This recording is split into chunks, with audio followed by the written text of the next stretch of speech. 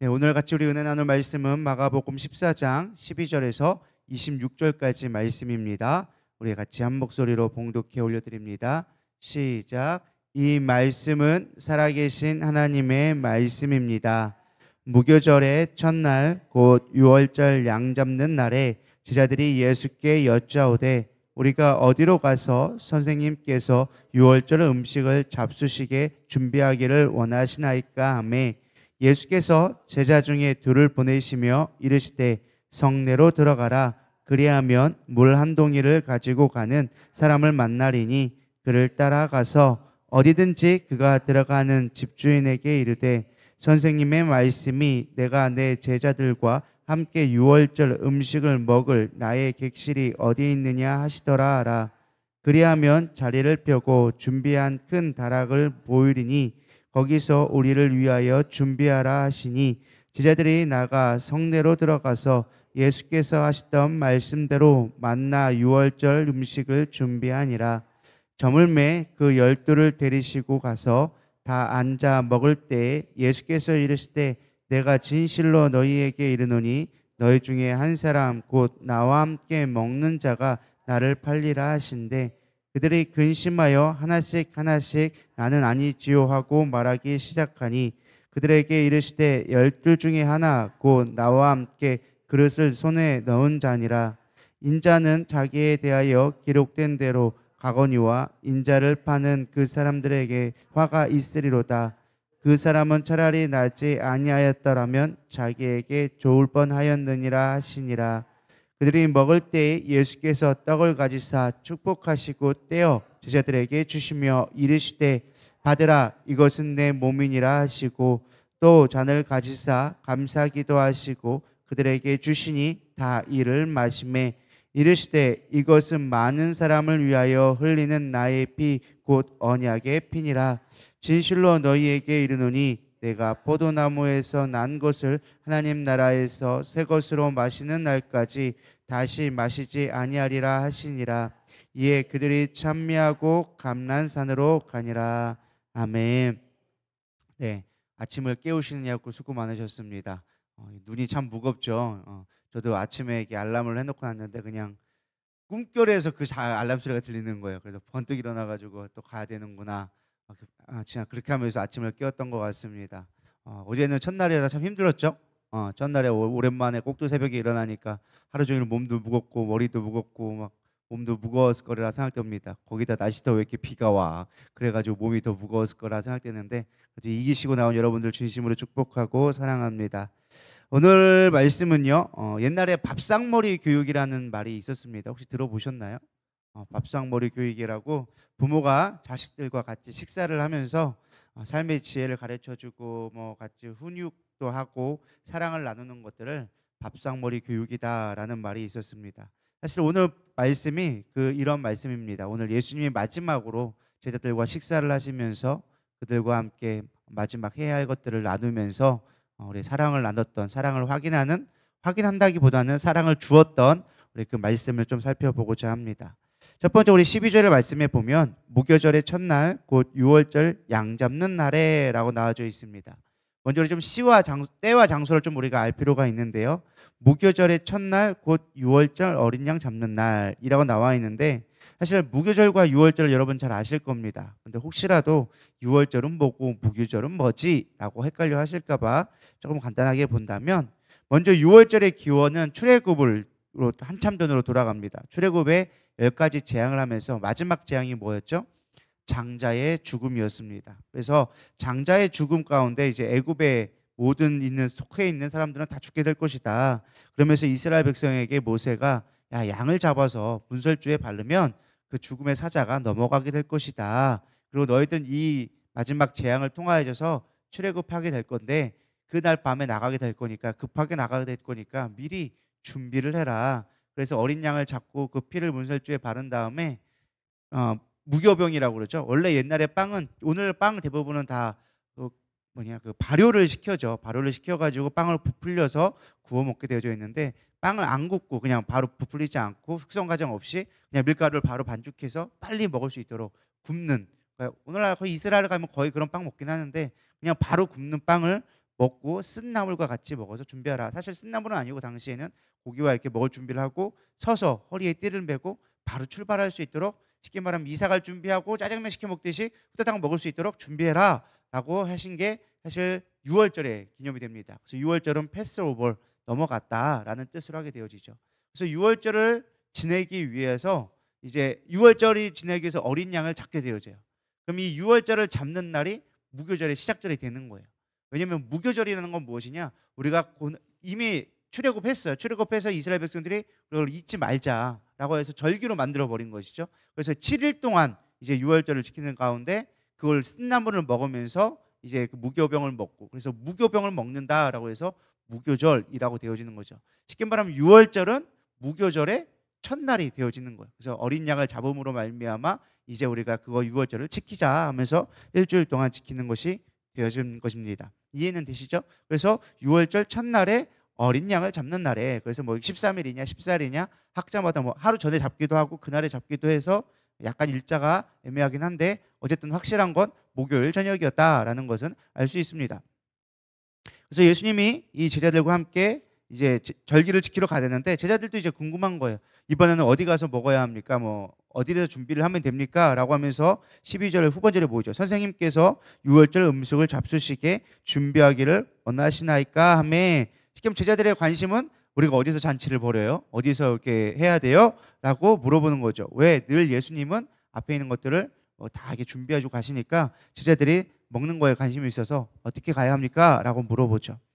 그러면서 13절에 보면 예수께서 제자들 중에 둘을 보내시며 이르시되 성내로 들어가라. 그리하면 물 한 동이를 가지고 가는 사람을 만나리니 그를 따라가서 방이 어디 있느냐라고 물어봐라 라고 하면서 14절까지 얘기합니다.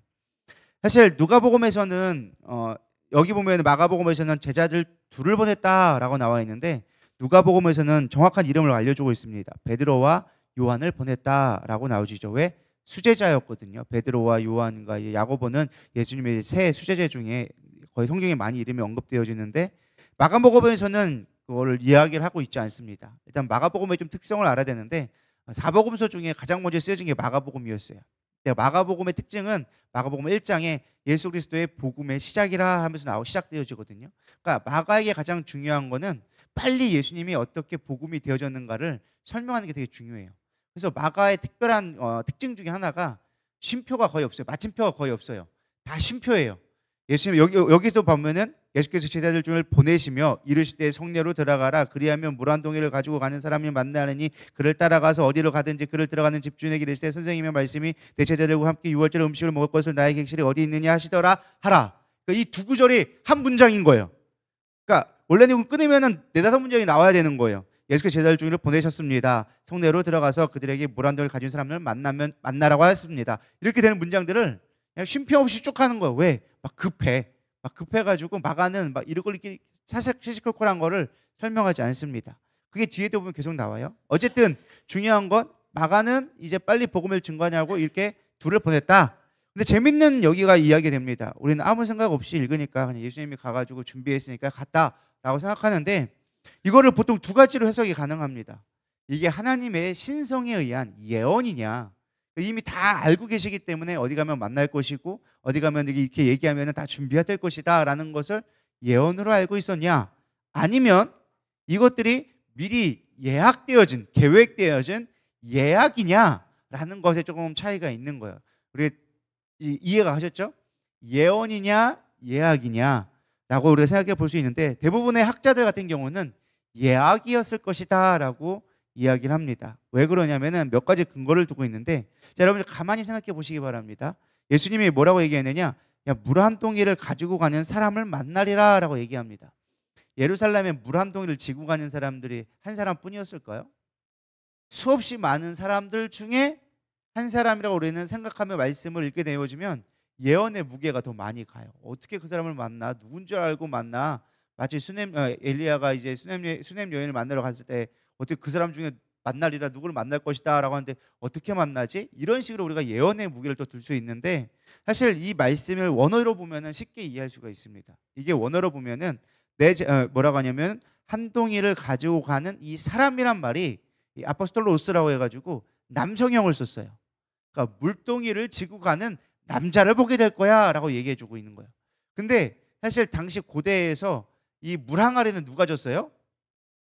여자들이 져야 하는 것을. 왜 여자들이 아침마다 이 물을 떠고 가지고 생활수를 떠오는 게 여자들의 역할이었고 남자들은 자기 먹을 물만 챙기고 다녔지 이게 물동이를 지고 가는 남자들은 많지 않았다라는 것입니다. 쉽게 말하면 우리가 생각할 때는 그 많은 사람들 중에 어떻게 만날까 하지만 사실은 누가 봐도 딱 봐도 저 사람 이상한 사람이네. 남자가 물동이를 지고 가네 하고 눈에 팍 텄다라는 것이죠. 일단은 그게 조금 특이한 점이고 또 하나는 14절에 보면은 이게 그나마 좀 번역이 그런데 내가 내 제자들과 함께 유월절 음식을 먹을 나의 객실이 어디 있느냐 하시더라. 사실 이 말씀을 그냥 바로 원어로 보면은 내 방 보여줘라고 얘기하는 거예요. 그러니까 제자들이 가서 예수님 선생님이 말씀하시는데 여기서 보면은 우리 주님이라고도 얘기하지 않고 선생님이란 말로 썼다. 그래서 요거는 약간 암호 같은 것이다. 예를 들면은 뭐 독수리 하면은 뭐 여기서 삐약이 뭐 참새 이렇게 하는 것처럼 암호문이었을 것이다. 그래서 선생님이란 말로 표현하면서 선생님이 내 방 어디 있느냐라고 물어보면 여기 있다고 하면서 알아서 막 스파이처럼 이렇게 했을 것이다라고 학자들이 보기도 합니다. 왜냐하면 그 앞에 있었던 사건을 보면 조금 이해가 갈 수 있는데 예수님이 수없이 많이 이제 예루살렘 주변에서 베다니에서 막 하다 보니까 사람들이 유대인들이 예수님을 죽이려고 작정을 하기 시작했습니다. 정말 죽여야겠다. 얘는 안 되겠다 싶어가지고 하니까 막 실제로 죽을 만한 위협을 몇 번 겪게 되어지거든요. 막 돌에 맞아 죽을 뻔하고 막 그런 일이 있다 보니까 이제 우리가 위기를 당하니까 안 되겠다. 유월절을 지켜야 되는 절기니까 우리는 뭐 절기 안 지키면 어때 하지만 당시 유대인들에게는 이 절기를 지키지 않으면 안 되기 때문에 지키긴 지켜야 되겠는데 괜히 들어갔다가는 돌 맞아 죽을 것 같으니까 암호로 해서 몰래 갈 수 있도록 하자. 그러가면서 미리 다 준비되어진 스케줄 가운데 이렇게 시그널을 보내고 몰래 은밀하게 방을 준비해서 몰래 은밀하게 가서 먹었다. 뭐 이렇게 학자들이 해석을 하기도 합니다.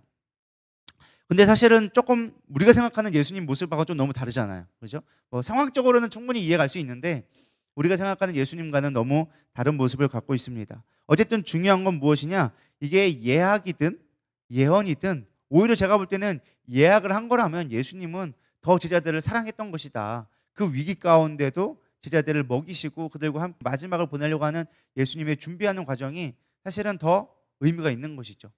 오히려 예언이면 오히려 그냥 예수님이 그런가 보다 하고 넘어갈 수 있는데 오히려 그렇게 생각해 볼 수 있을 것 같습니다. 우리가 적용해 볼 수 있는 건 이것입니다. 예학이든 예언이든 중요한 건 이 모든 상황을 지금 자신의 그 길을 가기 위해서 십자가를 지기 위해서 준비된 길을 걸어가고 계시다라는 것입니다. 특별히 예수님의 행동은 하나님을 드러내는 모든 사역을 의미합니다. 즉 하나님이 어떠한 분인지를 드러내는 것이죠. 하나님은 우리의 모든 상황을 주관하고 계시다라는 것입니다. 저는 묵상을 하면서 우리가 가끔은 세상 살아갈 때 내 뜻대로 살아간다라고 생각할 때가 참 많이 있는 것 같아요. 내가 생각하고 내가 결정하고 내가 판단해서 내 뜻대로 살아간다라고 생각하지만 사실 하나님은 모든 통제 가운데 우리를 이끌어가고 계시다라는 것입니다. 로마서 8장 28절에 보면 우리 잘 아는 말씀이 나옵니다. 우리가 알거니와 하나님을 사랑하는 자 곧 그의 뜻대로 부르심을 입은 자들에게는 모든 것이 합력하여 선을 이루느니라. 모든 것이라고 말하는 건 때로는 좋은 것도 있고 나쁜 것도 있을 거예요. 우리 인생의 실패들도 있을 거고 성공도 있을 것이에요. 그러나 그것들을 통하여서 하나님은 우리의 삶을 인도하고 계신다. 선을 이루고 계신다. 구원으로 이끌어가고 계신다라고 말씀해 주고 있습니다. 우리는 무엇보다 내 인생이 내 뜻대로 되지 않는다고 낭망할 것이 아니라 왜 환경이 어렵냐고 원망할 것이 아니라 무엇보다 우리가 하나님의 뜻을 신뢰하며 나가야 되리라 믿습니다. 왜? 하나님은 우리의 삶을 간섭하고 계시거든요.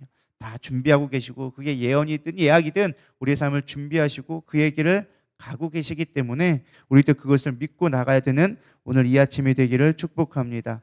두 번째는 이제 마가의 다락방인지는 모르겠어요. 뭐 학자들은 이게 다락방이다, 큰 다락방이다 했으니까 아마 예수님이 예루살렘에서 중심됐던 게 마가의 다락방이 아니었을까라고 이야기하는데 사실 성경 어디에도 마가의 다락방이라고는 이야기하지 않습니다. 근데 그냥 학자들이 그랬을 것이다라고 하면서 마가의 다락방이라고 보고 있긴 한데요. 어쨌든 유월절 잔치를 다 준비되어져 있는 여기 보면은 잘 준비되어진 세팅되어진 곳에 가게 되어집니다. 그러니까 원래는 이들이 유월절을 먹을 때는 다 서서 먹었어야 됐어요. 근데 특별히 잔치이기 때문에 시대를 바꿔가면서 그들이 이제 바닥에서 먹는 주로 식사를 많이 하거든요. 우리가 생각하는데 최후의 만찬에 보면 이렇게 테이블에 앉아가지고 다들 이렇게 옆에 테이블 쭉 있어가지고 테이블에서 먹는 것처럼 나오지만 사실 당시에는요 바닥에다가 카펫을 깔고 가운데다가 이제 불을 지펴놓고 거기다가 이제 빵이나 과일들을 막 6-7가지 정도를 쓴나물하고 준비를 했다고 합니다. 그리고 당시의 사람들은 이렇게 누워서 반쯤 누워 기대서 이렇게 같이 오손도손 나눠와서 떡을 떼면서 이렇게 먹는 게 당시의 문화였다라고 합니다. 그러니까 그런 것들이 세팅이 되어 있고 음식들만 준비해서 먹었을 것이다라고 학자들이 보고 있는데요. 어쨌든 중요한데 이 같이 식사를 하면서 제자들은 막 들떠 있을 거 아니에요. 막 배고파 죽겠는데 거기서 잔치해가지고 버려가지고 막 같이 먹고 나가니까 기대하는 마음으로 막 들떠서 어쨌든 축제니까 즐거워하고 있었을 가운데 예수님이 갑자기 제자들이 정신이 번쩍 드는 말을 합니다. 뭐 언제나 그랬듯이 갑자기 막 거의 스트레이크를 날리기 시작하죠. 18절 보면 이렇게 나옵니다. 다 앉아 먹을 때 예수께서 이르시되 내가 진실로 너에게 이르노니 너희 중에 한 사람 곧 나와 함께 먹는 자가 나를 팔리라 하신대. 물론 다른 데서는 이제 우린 이 파는 사람이 누군지 나와 있죠. 누굴까요?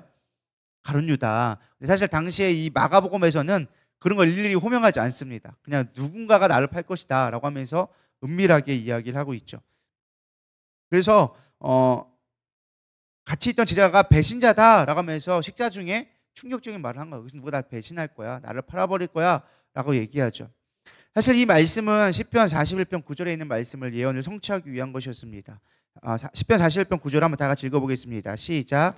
내가 신뢰하여 내 떡을 나눠 먹던 나의 가까운 친구도 나를 대적하여 그의 발꿈치를 들었나이다. 발꿈치를 들었다라는 말이 배신했다, 고통을 주게 한다라는 뜻을 갖고 있다고 합니다. 그래서 당시에 있던 관용적인 표현인데 나의 친구도 나를 고통스럽고 나를 대적하게 되어진다, 배신하게 될 것이다 라는 표현을, 사실 이게 다윗이 쓴 시입니다. 그래서 우리 다윗을 예언자라고 하는 이유 중에 하나가 다윗은 몰랐지만 자신의 상황을 쓴 거지만 그것이 오실 메시아에 대한 예언적인 말씀이라고 학자들이 보기 때문에 다윗을 예언자다라고 하는 부분에, 이런 부분에서 볼 수 있습니다. 그래서 중요한 건 여기서 우리가 궁금한 건 이거예요. 도대체 예수님은 왜 굳이 제자들에게 이런 말씀을 하셨을까? 사실 예수님이 모든 걸 아셨을 것입니다. 우리가 어떻게 가실 거고 자신이 당할 고난까지도 다 비유로 말씀해 주셨기 때문에 그 모든 과정을 알고 있다는 전제하에 왜 굳이 그거를 혼자만 알고 있어도 될 걸 굳이 제자들 가운데 여기서 누가 날 배신할 거야? 라고 질문을 했냐라는 것이죠. 그렇지 않나요? 뭐 어차피 배신할 거 뻔히 아는데 왜 굳이 얘기했을까? 우리 이런 부분을 조금 묵상해 볼 필요가 있을 것 같습니다. 사실 이 말씀은 그 제자들에게 야, 누군가 배신할게요, 니들 정신 차려, 협박하는 게 아니라 사실 여기 가운데는 돌이키기 원하시는 하나님의 마음을 알 수 있는 과정 중에 하나다라는 것입니다. 우리가 아시겠지만 성경에서 하나님이 뭔가 질문을 했을 때는 그것을 깨닫고 돌이키기 위한 거였어요. 우리 예를 들면 창세기에 보면 아담과 하와가 선악과를 따먹고 범죄하게 되죠. 그때 하나님이 뭐라고 하십니까? 아담아, 아담아, 내가 어디 있느냐? 하나님이 몰랐을까요? 온 우주 만물을 창조하시고 하나하나 다 보실 수 있는, 어디든 계시는 그 분이 아담이 어디 있는지 몰라가지고 아담아, 아담아, 내가 어디였느냐? 어찌하여 네가 숨어 있느냐? 라고 물어보셨을까요? 아니란 거죠. 몰라서 물어본 게 아니라 아시지만 깨닫기 원하셔서 부르신 것이죠. 또 그 이후에도 마찬가지예요. 아담이 아니라 그 가인과 아벨에서 하나님이, 가인이 아벨을 죽이게 되자 하나님이 뭐라고 물어봅니까? 가인아, 가인아, 내 동생이 어디 있느냐라고 또 물어봐요. 이게 왜 물어봤을까요? 네가 죽였지? 빨리 자수해. 이게 아니에요. 빨리 돌이켜라. 네가 회개하고 돌이켜라 라고 말씀해 주고 있는 것이죠. 오늘날 우리에게도 마찬가지예요. 여기서 보면은 예수님도 야, 물어본 게 누군가 나를 팔 것이다 라고 말씀해 주신 이유가 돌이켰으면 좋겠다, 너희들 빨리 돌이켜라 라고 했는데 제가 잘못했어요, 제가 그런 마음을 가졌어요, 빨리 돌이켰으면 얼마나 좋았겠습니까? 근데 제자들이 한결같이 얘기한 게 무엇이냐? 19절에 나옵니다. 근심하며 하나씩 하나씩 나는 아니지요 하고 말하기를 시작했다라는 거예요. 예수님 얼마나 답답하셨겠어요. 야, 좀 지금도 늦지 않았어. 나는 다 알아서 아는데 너희들 누군가 나를 배신할 거야. 근데 지금이라도 빨리 돌이켜라. 제발 그 일이 일어나지 않기를 바란다. 그러면서 뭐라 그래요? 차라리 그 사람이 낫지 않았으면 좋았을 걸. 괜히 나서 이 고생을 하느냐라고 하면서 우리는 그 성경 말씀을 볼 때 너무 인간적으로 봐서 책망하는 것처럼 보이지만 사실 책망이 아니라 안타까워하는 예수님의 모습을 우리는 볼 수 있다는 것이죠. 우리가 죄를 지을 때도 마찬가지예요. 하나님은 우리의 모든 걸 죄를 지을 걸 알고 있음에도 불구하고 안타까운 마음으로 깨닫게 하시는 거예요. 너희들 돌이켜라. 죄 짓지 말아라. 너희들 그러면 안 된다라고 하는 것을 말씀해 주시는 것이죠. 저는 이 말씀을 묵상하면서 우리에게 말씀을 들을 때 찔림이 얼마나 은혜인지. 오늘날 참 많은 문제가 뭐냐면 설교가 너무 많아지다 보니까 말씀을 들어도 찔림이 없어져요. 그냥 무감각해져요. 예배 드렸어. 그래 맞아. 그렇지 뭐. 이런 식으로 넘어갈 때가 많이 있는 것이죠. 근데 나는 아니죠. 죄를 회피할 것이 아니라 찔림으로 말미암아 맞아요 주님 저는 죄인입니다. 주님의 은혜 아니고서는 주님 앞에 주님의 능력이 아니고서 난 살아갈 수가 없습니다라고 고백하는 것이 큰 축복이 될 수 있다라는 것입니다. 우리는 말씀을 들을 때 찔리는 게 참 은혜예요. 바울은 늘 얘기합니다. 디모데전서 1장 15절에 보면 믿보다 모든 사람이 받을 만한 이 말이요 그리스도 예수께서 죄인을 구원하시려고 세상에 임하셨다 하였도다. 죄인을 구원하려고 하셨다라는 것이죠. 그러면서 바울이 고백하는 말, 명언 중에 명언이죠. 죄인 중에 내가 괴순이니라. 죄인 중에 괴수였다. 물론 바울이 엄청난 죄를 지었죠. 왜냐하면은 뭐 회심하기 전에는 수없이 많은 사람들을 핍박하고 죽이고 막 이런 일을 했기 때문에 내가 죄인 중에 괴수입니다라고 옛일을 회상하면서 얘기할 수도 있지만 성경에 나온 사람들 마태도 그랬잖아요. 세리와 죄인들이 함께 있었다. 자신이 사실 마태였음에도 불구하고 세리였음에도 불구하고 자기가 죄인이다라는 걸 고백하잖아요. 그래서 정말 우리가 하나님의 뜻 가운데 살아가려면 가장 중요한 것이 내가 죄인임을 깨닫는 거예요. 나의 죄를 깨닫는 거예요. 그러니까 우리가 말씀 묵상하라는 이유가 뭐예요? 이 아침에 나와서 우리가 말씀을 꼭 이렇게 졸려 가운데 막 눈곱이 막 떨어진데도 불구하고 아침에 나와서 말씀을 묵상한 이유가 뭐예요? 말씀을 통하여서 깨닫기 위하여져서 주님 내가 말씀을 깨닫기를 원합니다. 내가 죄인입니다. 나는 연약한 자입니다. 주님의 인도를 받아야 합니다라고 고백하기 위해서 이 자리에 있을 거라 믿습니다. 그래서 이 고난주간 가운데 내 안에 있는 깊이 있는 뿌리되어진 죄악들을 하나님을 멀리했던 것들 세상을 사랑했던 것들을 주 앞에 내려놓고 주 앞에 긍휼을 구할 수 있는 저와 여러분 되기를 축복합니다. 이제 마지막 세 번째는요 주의 만찬을 제정하는 모습이 나옵니다. 22절부터 24절까지 다시 한번 읽어보겠습니다. 시작. 그들이 먹을 때 예수께서 떡을 같이사 축복하시고 떼어 제자들에게 주시며 이르시되 받으라 이것은 내 몸이니라 하시고 감사기도 하시고 그들에게 주시니 다 이를 마시매 이르시되 이것은 많은 사람을 위하여 흘리는 나의 피 곧 언약의 피니라. 아멘. 우리가 잘 알고 있는 말씀이죠. 내 몸을 먹고 그다음에 내 피를 마셔라 라고 얘기해주고 있습니다. 특별히 내 몸을 먹어라 라고 하면 우리는 이런 말씀을 많이 생각해요. 아 성찬식에 떡 먹는구나 라는 것을 생각을 합니다. 근데 사실 우리가 떡을 먹는 것에만 주목을 하지 그 앞에 있는 행동을 잘 주목하지 않습니다. 더 중요한 건 그 앞에 있는 행동이에요. 뭐예요? 떡을 떼어 이르시되. 성경에는요 단 한 구절도 그냥 쓰여진 것이 없다라고 제가 말씀드렸잖아요. 그냥 쓰여진 게 떡을 떼어서 제자들에게 주시며 이르시되 받으라. 그러니까 우리는 떡을 먹었다라는 거지. 떡이 예수님의 몸이다라는 것만 우리가 항상 머릿속에 인식을 하고 있지만 더 중요한 건 떡을 떼어서 제자들에게 주시면서 이것을 받아 먹으라라고 했어요. 받으라라고 얘기를 했다라는 거예요. 이게 더 중요하다라는 것입니다. 왜냐? 이 떡은 사실 예수님의 몸을 의미합니다. 근데 떡을 떼었다라는 게 뭘까요? 몸이 부서지는 걸 얘기하는 거예요. 떼어지는 걸 얘기하는 거예요. 쉽게 말해 예수님의 고난의 죽음을 상징하는 게 떡을 떼었다라는 거예요.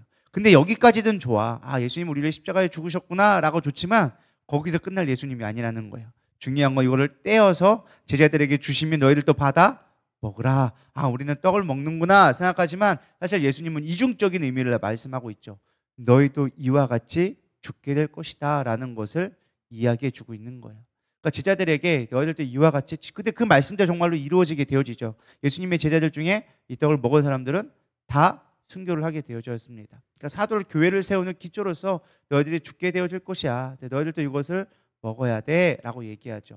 그러니까 우리가 이번 부활주일 날도 주의 만찬을 할 건데 떡을 먹는다고 카스테라 먹는다 좋아한다고 와가지고 막 큰 거 뜯어 먹고 막 이렇게 좋을 일이 아니라는 거예요. 그걸 뜯는 거는 내가 주님 앞에 죽음을 각오하고 주님 내가 주님과 같이 연합되기를 원합니다. 주님과 같이 하나의 주님과 같은 연합이라는 의미가 단순하게 그분과 연합되어지는 영적인 의미도 있지만 우리가 무엇보다 더 중요해 주님과 같은 길을 제가 따라가겠습니다라는 고백적인 표현이에요. 그러니까 사실 우리가 인간적으로 본다면 주의 만찬에 떡을 먹는 건 두려운 일이에요. 너도 이처럼 먹을 수 있겠느냐라는 것이죠. 근데 우리에게 중요한 건 거기서 끝났으면은 주님한테 억울하다고 얘기할 수 있는데 더 중요한 건 그 다음이에요. 뭐라고 얘기하느냐? 잔을 주면서 뭐라고 말씀하십니까? 이 잔을 받아 마시라라고 얘기합니다. 이것은 나의 피다라고 얘기하죠. 근데 중요한 게 또 여기 보면 앞에 있는 수식어가 중요합니다. 그냥 피라고 할 수 있었어요. 이것은 내 몸이다, 떡은 내 몸이다 라고 했으면 당연히 포도주는 내 피다라고 해야 되는데 그냥 피가 아니라 언약의 피다라고 특별히 예수님께서 말씀해 주고 계셨습니다.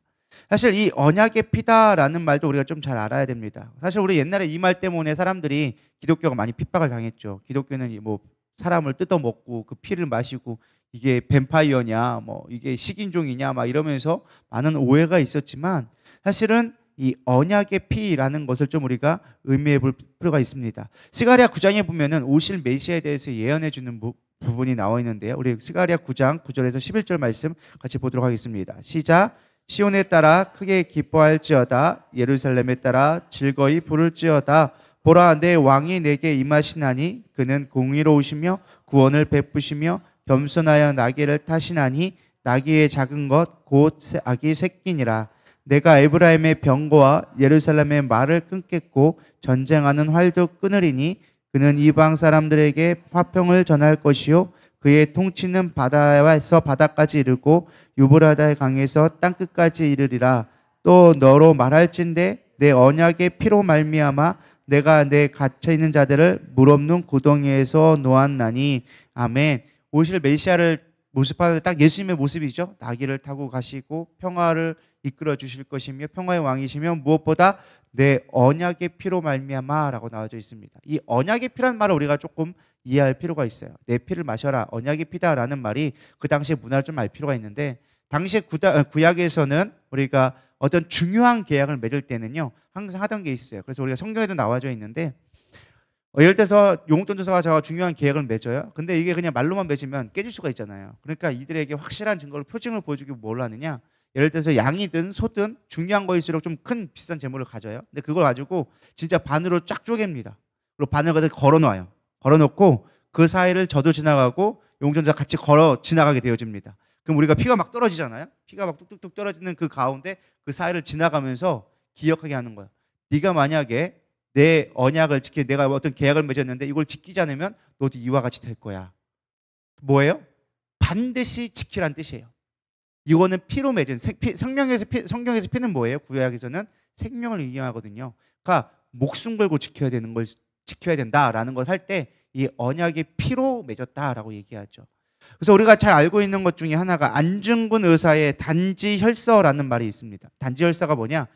태극기에다가 자기 거기에다가 손가락을 잘라서, 그래서 안중근 의사는 요건가 헷갈리네. 어쨌든 요거 거야 아마 제가 이거 도장 찍은 거 있잖아요. 이거 이렇게 딱 찍은 거. 그게 왜 그러냐? 우리가 이게 유명한 게, 손가락이 없는 게 유명한 것이 아니라 이 손가락을 잘라서 이걸로 글씨를 썼죠. 뭐라고 썼나요? 대한 독립. 내가 피를 걸고 반드시 독립을 이루겠다. 대한민국의 독립을 이루겠다 싶어가지고 손가락을 잘라서 거기 나온 피로 대한 독립을 써서 보관하는 게 지금까지 있다라고 얘기합니다. 그만큼 피의 맹세가 이런 것입니다. 반드시 이루어지게 하겠다. 근데 주님께서는 뭐라고 말씀하십니까? 내 살을 먹어라. 너희들이 나를 위해서 반드시 죽게 될 것이지만 내가 너희를 반드시 지켜주고 보호할 거야. 내가 반드시 구원의 역사를 이룰 거야 라는 피의 언약을 맺게 하셨다라는 것입니다. 말씀을 정리하고자 합니다. 예수님은 마지막 최후의 만찬을 위하여져서 친히 준비하시고 단 한 명이라 할지라도 그를 돌이킬 수 있는 기회를 주시면서 마지막 내가 이렇게 피로 맹세해서 너희들을 구원할 거야. 온 인류를 내가 구원해 줄 거야 라는 언약을 작성해 주셨습니다. 일사가고 주님은 그 길이 죽음의 길인 걸 알았습니다. 그 고통스러운 과정 가운데도 주님은 제자들을 사랑하는 마음을 이 최후의 만찬 가운데 보여주고 계십니다. 저는 이 마음을 생각하면서 이렇게 생각이 들었어요. 과연 그렇게 죽음을 통해 가는 길을 갈 수 있는 게 어디서 나올까? 물론 사명이라는 그것이 분명히 더 크기 때문에 오지만 주님의 사랑하는 마음이 아닐까라고 생각되어졌습니다. 바울도 사도행전 20장 24절에 보면 나오죠. 오직 성령이 각 성에서 내게 증언하여 결박과 환난이 나를 기다린다 하시나 내가 달려갈 길과 주 예수께 받은 사명 곧 하나님의 은혜의 복음을 증언하는 일을 마치려 하면은 나의 생명조차 조금도 귀한 것으로 여기지 아니하노라. 예수님이 가신 그 길을 그대로 따라가게 되어지죠. 예수님이 믿음의 본을 보여줬고, 사실 최후의 만찬의 모습을 저는 묵상하면서 이것이 주님이 우리에게 보여주고 싶은 모습이 아니었을까. 우리가 믿음으로 죽음을 향해 걸어가는 것, 우리가 두렵지만 그러나 그 길을 한 걸음 한 걸음 걸어갈 수 있는 것이 하나님은 우리를 향한 사랑이 확증되어졌을 때, 너희도 이 마음을, 주님을 사랑하는 마음을 가지면 걸어갈 수 있다라는 것을 보여주기 위한 것이 아닐까라고 묵상하게 되어졌습니다. 죽음을 안다면 우리는 누구나 피하고 싶은 것이 본능일 것입니다. 그러나 죽음보다 큰 사랑이 있음을 깨닫고 부활이 있음을 아는 자들은 그 길을 걸어가게 되리라 믿습니다. 저는 오늘 이 아침 여러분들이 하루하루를 살아가면서 어떠한 믿음을 살아가야 될지를 생각해보는 시간이 되기를 소망합니다. 무엇을 얻으려고 하는 것이 아니라 내가 무엇을 포기할 수 있을까? 예수님 마지막 십자가에서 죽음의 길을 걸어가면서 모든 것을 내려놓고 주님 앞에 맡기는 삶이 되어집니다. 우리가 내일 또 나눌 말씀 중에 하나지만 이 잔을 내게서 옮기시옵소서, 그러나 나의 원대로 마옵시고 아버지 뜻대로 하옵소서 고백하며 모든 것을 내려놓으시는, 자신의 생명까지도 내려놓는 우리 예수님의 모습을 보게 되어집니다. 이 고난 주간의 묵상할 건 그것이라고 생각되어집니다. 주님, 내가 주님의 길을 걸어갈 수 있도록 인도하여 주시옵소서. 내가 무엇을 얻기 위함이 아니라 주님 앞에 내려놓을 수 있는 믿음 되게 하여 주시옵소서. 고백하며 오늘 이 아침을 하루를 보내기를 축복합니다. 기도하시겠습니다. 하나님 감사합니다. 오늘도 우리 가운데 연약함들이 너무나 많이 있습니다. 그러나 주님은 우리를 위하여 줘서 마지막 사랑으로 그 길을 준비하셨고 최후의 만찬을 통하여서 그들을 먹이시며 그들에게 다시금 돌이킬 기회를 주시며 내가 너를 반드시 지키겠다라는 언약으로 그들을 향한 최고의 마음으로, 최선의 마음으로 제자들을 먹이고 입히셨습니다. 오늘 이 날이 그렇게 우리 날마다 그렇게 주님이 우리를 지켜주시고 보호해 주심을 깨닫게 하시니 감사합니다. 그 사랑에 힘입어 살아갈 수 있는 우리의 삶 되게 하여 주시옵시고 오늘도 힘들고 어렵지만 더 주님 앞에 나아갈 수 있도록 인도하여 주시옵소서. 오늘 함께 하기를 원하오며 살아계신 예수님의 이름으로 기도 올려드렸사옵나이다. 아멘. 우리 이 시간 찬양 부르시고 기도로 나아갈 때 주님 내 안에 내가 주님 앞에 나아가기를 원합니다. 우리 고백 찬양하시고 우리 주여 세 번 부르며 기도로 나가겠습니다.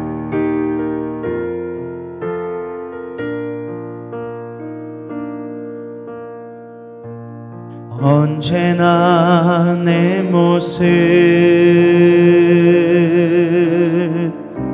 너무나 부끄러워 무릎으로 주님께 기도로 가오니